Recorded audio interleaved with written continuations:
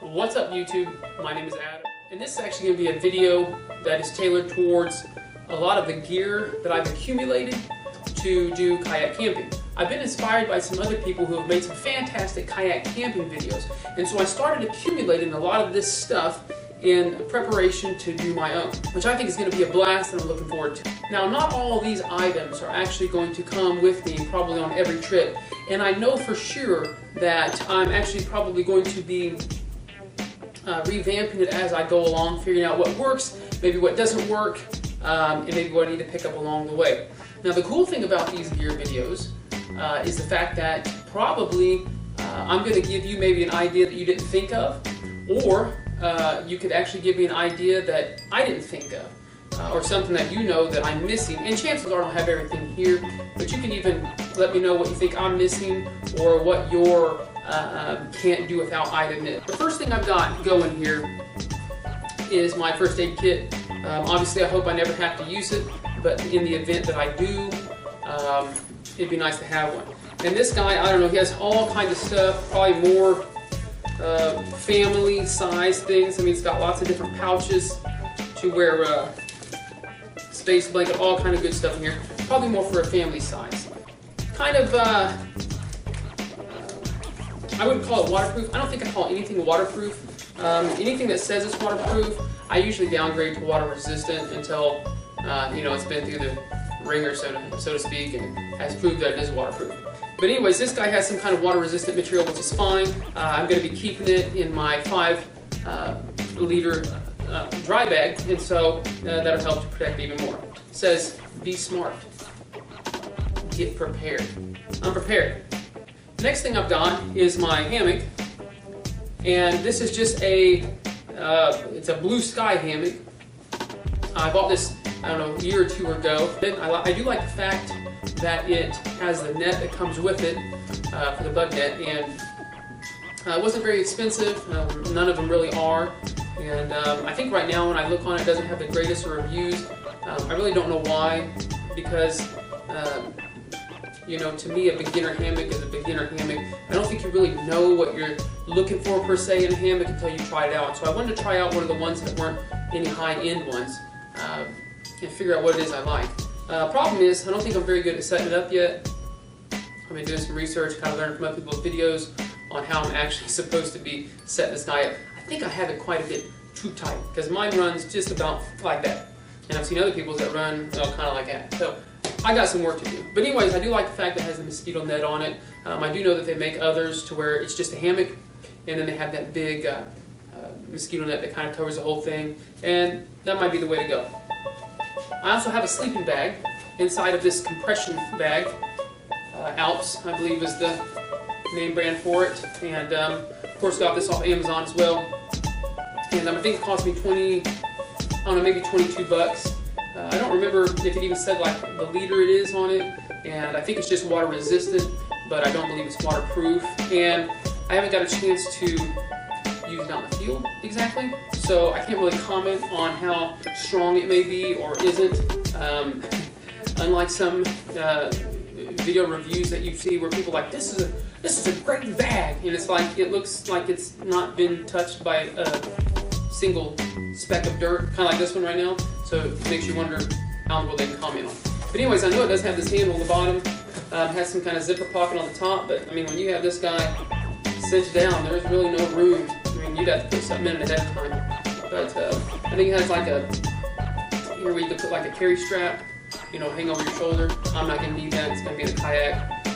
I'll just grab it by this handle to bring it up. But it did compress down pretty good.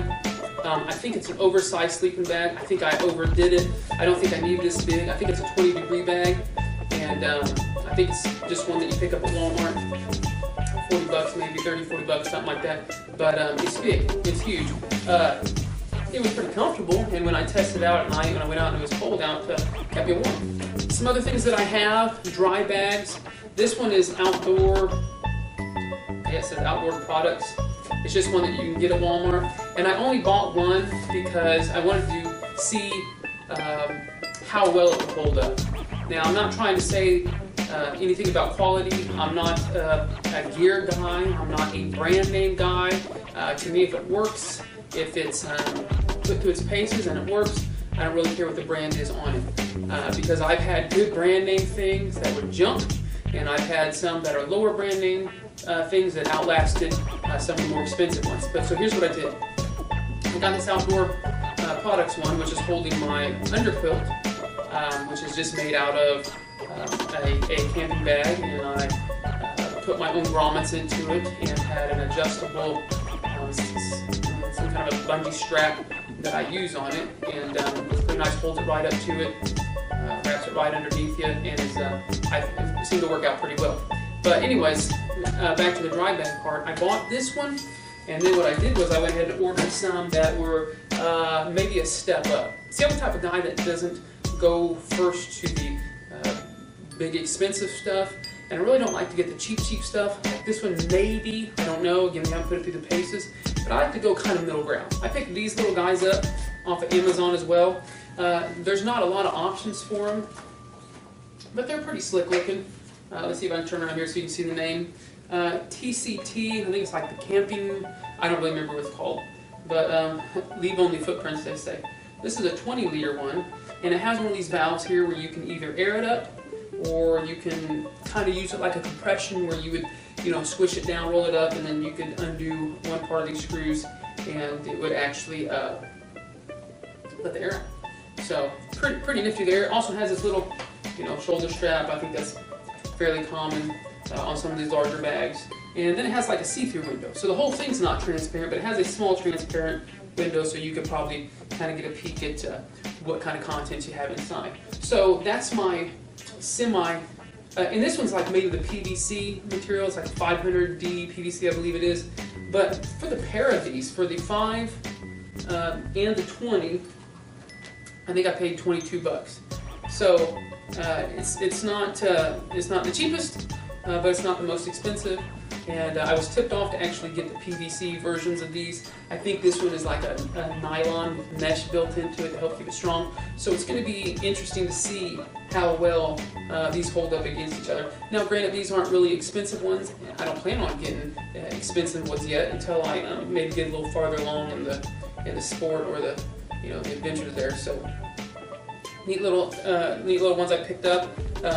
Actually, my wife is going to be joining me on a lot of these trips and stuff, so most of everything that I've got within reason has been doubled.